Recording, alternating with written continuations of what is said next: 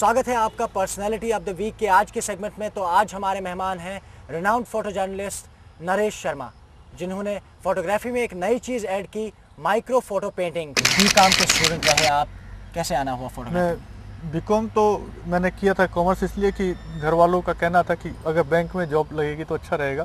किंतु जहाँ मैं रहता था वहीं पास में एक फ़ोटोग्राफी की दुकान भी थी, तो मुझे हमेशा ब्लैक एंड वाइट फ़ोटोग्राफी जो होती थी पहले, वही उसमें लगता था कि इसमें कुछ है हटके। तो छोटे से कैमरे से मैं वहीं से मैंने कुछ फ़ोटोग्राफ्स खींचे, कुछ लोगों ने बड़े पसंद किए। तो मुझे लगा कि इसमें एक काम हो सकता है, एक अच्छी फ़ोटोग्राफी हो सकती है। धीरे धीरे फिर उसमें मुझे ज़्यादा इंटरेस्ट आया, तो मैंने कुछ पेपर्स के लिए भी वो भेजे। उसमें फ़ोटो मैंने एक बार सन 80 में करीबन मूली का एक फ़ोटोग्राफ खींचा था, जो मेरा दैनिक हिंदुस्तान में छपा था सन 80 में मूली का फ़ोटो जो वो छपा, तो उसका मुझे उस टाइम पेमेंट मिला था 100 रुपीज़, जो मेरे लिए एक बहुत बड़ी रकम थी।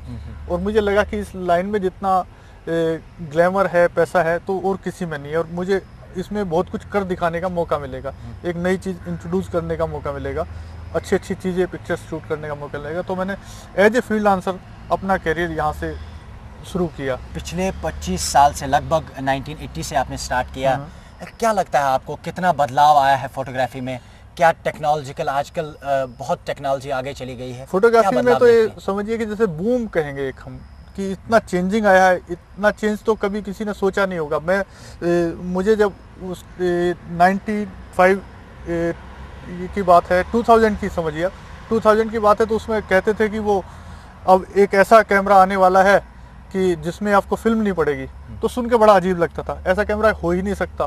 बहुत बहस करते थे हम लोग कि ब्लैक एंड वाइट फोटोग्राफी होती है, कलर में ऐसा कैसे हो सकता है कि बिना फिल्म के भी होगा। किंतु आज है, टेक्नोलॉजी इतना एडवांस हो गई है कि पहले तो ऐसा सोच ही नहीं सकता था कोई कि इतना भी ज़्यादा फोटोग्राफी में इस तरह का बूम आएगा। ऐसी टेक्नोलॉजी एडवांस हो जाएगी कि आप जो चाहे, जैसा चाहे, आज इसमें क्रिएट कर सकते हो, जो ब्लैक एंड वाइट में बहुत मुश्किल से होता था।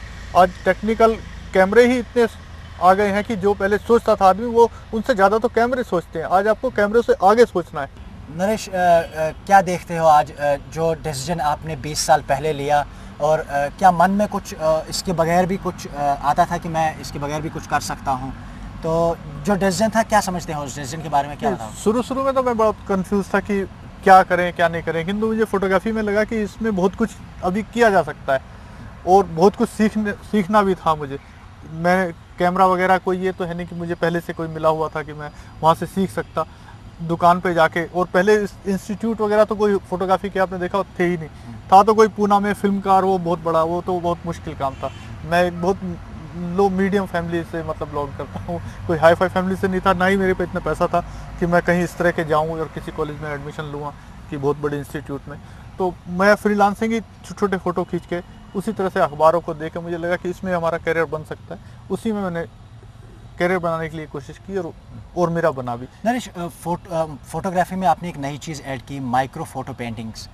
क्या है माइक्रो फोटो पेंटिंग्स? जो है, पहले आपने देखा होगा कि मैक्रो फोटोज़ होते थे, जो छोटी छोटी चीज़ों को मैक्रो लेंस से शूट करते थे, वो मैक्रो फोटोज़ कहलाते थे।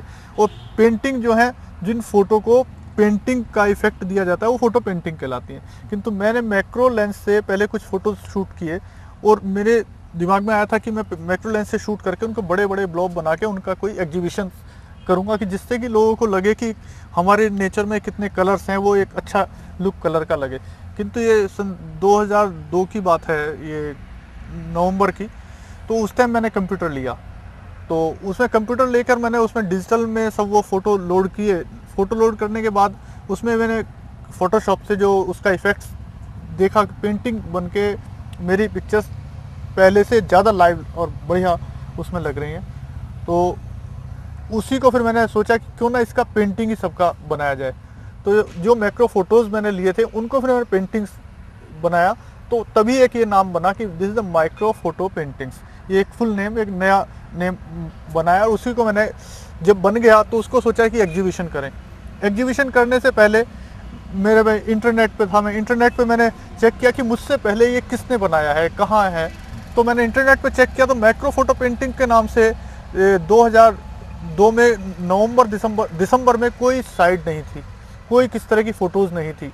मैं बहुत सारी साइट्स ढूंढी, देखी, तो मुझे लगा कि आज तो लाखों में साइट्स हैं जिनमें एक साइट मेरी भी है, तो इस तरह तो बहुत सारी साइट्स हैं, किंतु उसमें भी अभी भी आप देखेंगे तो मैक्रो फोटो पेंटिंग्स नहीं है, मैक्रो फोटो की है, फोटो पेंटिंग्स की है, पर मैक्रो फोटो पेंटिंग्स कोई भी नहीं है।